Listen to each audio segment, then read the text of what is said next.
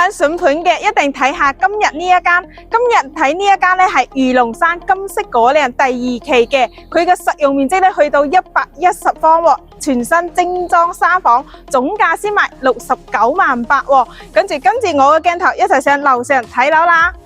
依家咧嚟到咗我哋呢個單位呢度啦，哇！你睇下我哋呢個大廳係非常之闊嘅，接近3.5米嘅一個開間。佢雖然建築面積只有98方，但係我哋嘅實用面積咧係去到110方嘅。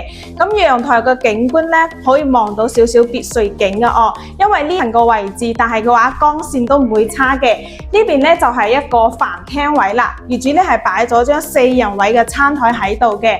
咁對翻過去咧就係我哋一個 U 型嘅一個廚房啦，咁呢個咧都係比較少用嘅，而且咧佢係帶有一個生活陽台嘅，擺放洗衣機啊、晾衫嘅話可以喺嗰邊嘅。咁呢間屋咧業主咧係比較少住嘅，買翻嚟咧住都唔到10日啊，因為佢係度假住嘅，所以咧保養嘅話係非常之靚嘅，直接咧就可以拎包入住啦。我哋嚟睇下，咁呢個咧係一個公共洗手間嚟嘅，有整到乾濕分離哦。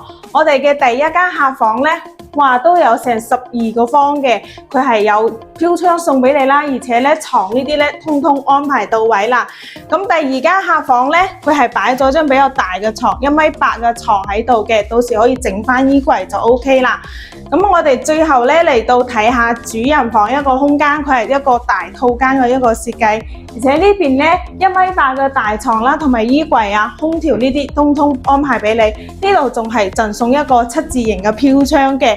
咁呢個戶型咧，我哋已經睇完啦，而且咧佢嘅價錢一放都係好抵買，總價嘅話只需69.8萬就可以買到呢間屋啦。